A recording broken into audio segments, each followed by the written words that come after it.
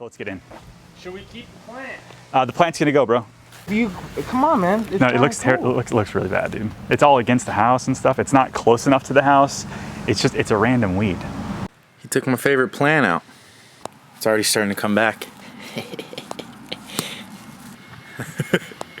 My plant's coming back already. My plant's making a comeback.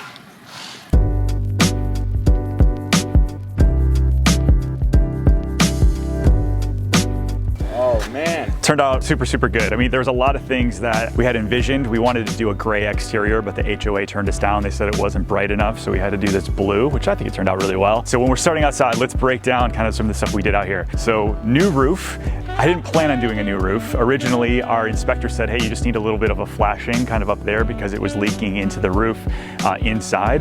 And so we had a roofer come out, he fixed the flashing. We had a little bit of shingles replaced. They tried to match it. It looked terrible and there's no way I could sell it that way. So we ended up doing the whole roof. It cost like $10,000 that we didn't plan on. So that was mistake number one, learning lesson number one in this flip. Let's take a look inside. All right, here we go.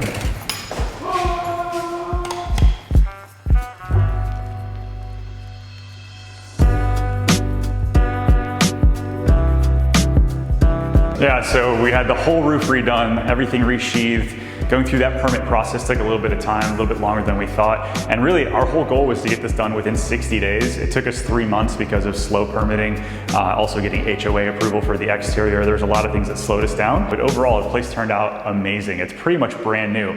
Let's start in the master actually. This is a massive, massive difference.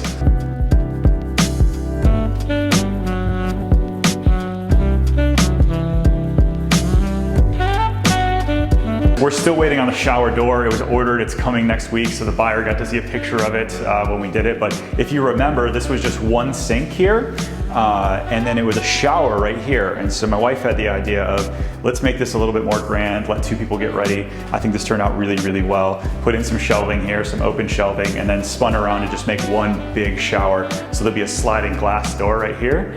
It'll be really nice when it's all finished out. But this definitely has much more of a 2020 vibe than the 1997 original stuff that was in here. You notice we redid the floors throughout the entire place. This used to be a mix of tile and carpet and some other stuff like that. New trim throughout, new doors. Come take a look at the kitchen. This is pretty cool. One thing that you'll notice because of COVID, we had a ton of back orders. So the shower door was one of them. Oh yeah, there used to be a niche right here. Looks good. They retextured the whole house, got rid of the popcorn ceiling up top and retextured that. All new light fixtures throughout, completely gutted the kitchen. You'll notice the appliances still haven't made it. I'm hoping that they show up before closing. The buyers probably are too. But anything with appliances right now, if you're building new construction, everything is delayed right now, like 30 to 90 days. So I ordered appliances like 40 days ago and they're still not gonna be here. We're a week before closing. So hoping that gets worked out. But yeah, that turned out really nice. So we did stainless steel appliances. We got electric stove, and then the microwave above, stainless steel dishwasher. So this is really gonna be something that the new buyers won't have to touch at all. And then some of the non-sexy stuff that we did in the house. So we had to replumb the entire house. So it had polybutylene piping. So the houses that were built in like late 80s, early 90s have this plumbing that goes through the whole house that you actually can't even get insurance on anymore because it's not if it's gonna fail, but when. It's really bad. So we had the whole house repiped, and we'll kind of go through some of these costs at the end of this video. Back here we had the 2 additional bedrooms.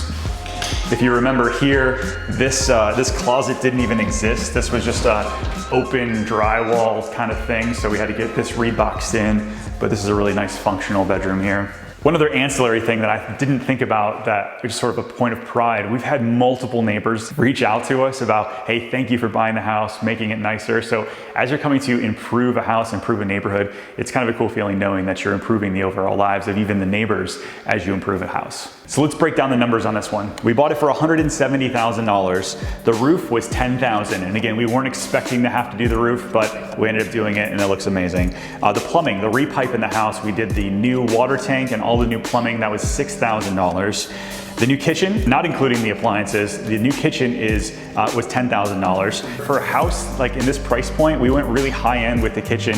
Like there's dovetail drawers, soft close, stuff like that. It turned out really, really nice. And I think those little pieces definitely help, and the cost differentiation definitely set us above our competition. $20,000 for paint, bathrooms, flooring, trim, and the lights. So we had our general contractor knock some of that stuff out. $3,000 for the appliances and $1,500 for landscaping. All right, so we listed it for $269,900. The comps were all a little bit lower than that, but none of them were in this amazing of condition. So we sold it in 3 days. We have multiple offers. It did sell for full price. And so essentially we had $222,000 invested with the purchase price and all of the rehab, minus the closing costs. We're gonna net about $36,000 with this flip. And that's pre-tax, pre-capital gains, if you will, because we're not holding it. It's gonna be a short-term capital gains. But I think it was definitely a win in multiple ways. Number one, we got to use a lot of new vendors, some that I'll never use again, and other ones that I definitely will, people that I'll be able to refer over to my clients. We obviously made a bit of money, but then we also helped our buyer client here who needed to sell this in order to buy her dream home. So we're able to step in, pay cash, get her to move on. So if you're looking to buy or sell a house anywhere in Central Florida, you're thinking about investing, my team and I would love to help, even if it's just to give you some advice in the process. Make sure you subscribe to our channel as we're putting out new videos about life here in Central Florida every single week. We'll see you guys on the next video.